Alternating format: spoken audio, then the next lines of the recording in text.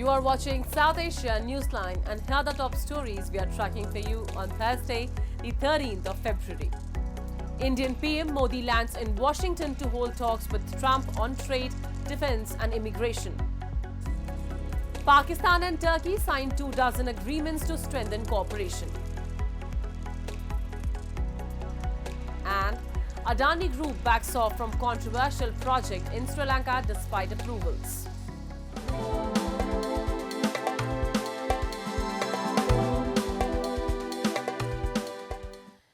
And now for all the details. Indian Prime Minister Narendra Modi arrived in Washington to hold bilateral talks with newly elected US President Donald Trump. PM Modi is the fourth leader to visit the Oval Office within a month of Trump's returning to the office. Their discussions are expected to focus on areas such as two-way trade, energy, technology and immigration. It is being seen as a key visit amid President Trump's threat of tariffs against friend and foe alike to try to extract new trade deals, investment or law enforcement help. The two leaders will also address a joint press conference, a rare press briefing by the Indian Prime Minister.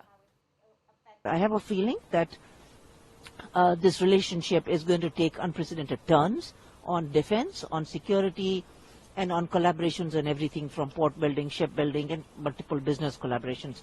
So I'm super excited about this. I think this is going to be a very exciting time for US-India relations, not just because US is pivoting away from China, but because we have so many IMEC-related common economic interests.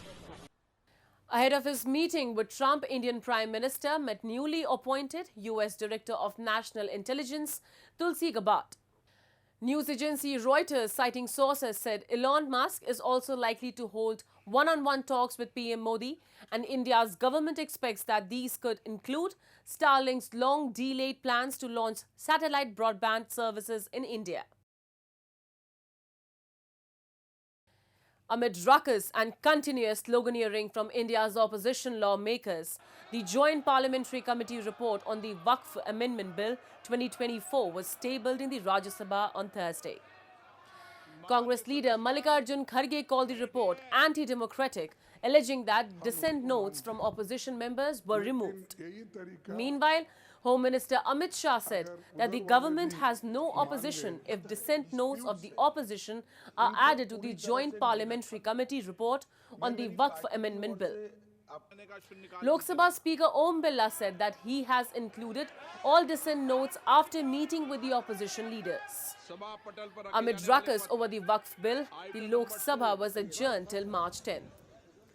The Waqf Act of 1995, enacted to regulate Waqf properties, has long been criticized for issues such as mismanagement, corruption and encroachments. The Waqf Amendment Bill 2024 aims to address these challenges by introducing reforms such as digitization, enhanced audits, improved transparency and legal mechanisms to reclaim illegally occupied properties. जो हमारे honourable members ने भी कहा है joint working committee वक्फ के, मैं उससे agree करता हूं। एक बात आप समझिए कि ये वक्फ का जो बिल लाया जा रहा है, ये सिर्फ और सिर्फ ना सिर्फ अनकॉन्स्टिट्यूशनल है, fundamental rights article 14, article 15, article 29 का ग्रेव वायलेशन है। ये वक्फ को बचाने के लिए नहीं है, वक्फ को मुसलमानों से छीनने के लिए, बर्बाद करने के लिए ये बिल लाया जा रहा है। Moving on, Pakistan's Prime Minister Shehbaz Sharif and Turkey's President Recep Tayyip Erdogan on Thursday signed nearly 24 agreements to strengthen cooperation in various domains, mainly in trade and economic sectors. The Turkish president arrived in Islamabad in the midnight and was received by the Premier and President Asif Ali Zardari. After delegation-level talks on Thursday afternoon, President Erdogan said, within the framework of this visit, both sides have signed a total of 24 agreements and MOUs in the field of trade, agriculture, energy, defense and health, among others. This visit is crucial for Pakistan, which is facing a financial crisis and needs the support of its allies to help stabilize its economy. And the Adani Green on Wednesday withdrew from a controversial renewable energy project in Sri Lanka amid persisting concern among locals and a legal battle over its approval and potential environmental impact. The move signals a significant retreat for the Adani Group from its investment outreach in India's neighborhood in the wake of local scrutiny and criticism. It, however, amounts to a win for Sri Lanka's President Anura Kumara Dissanayake, who vowed to cancel the project, calling it corrupt, before being elected in September 2024, although his government later expressed willingness to renegotiate it. The Adani Group in a letter said the decision to pull out of the ambitious project that would have seen investments of about $1 billion was taken after Sri Lanka decided to appoint 2 fresh committees to renegotiate the project proposal. The wind farm project in northern Sri Lanka had remained under the scanner from the time it was approved by the Gotabaya Rajapaksa administration in 2022 without a competitive tender process. The Ranil Wickremesinghe administration also took the project ahead despite the serious concerns raised by the opposition over the company's backdoor entry into Sri Lanka's energy sector. And Bangladesh's interim government chief on Wednesday visited the notorious secret prisons established during the former Prime Minister Sheikh Hasina's regime, where dissidents were held and disappeared for years. Chief Advisor Muhammad Yunus, accompanied by former detainees and members of a reform commission investigating enforced disappearances, reportedly over 1,700 cases during Hasina's 15-year rule, visited the infamous detention center, codenamed Ainaghar or House of Mirrors. In August, mass protests involving thousands of students and members of the public marched toward Hasina's residence, ultimately forcing her to flee to India. Following her ouster, detainees from Ainaghar, many of whom had been missing for years, were released and reunited with their families. After assuming leadership as head of the interim government, Nobel laureate Yunus vowed to ban such institutions and end human rights violations in the country.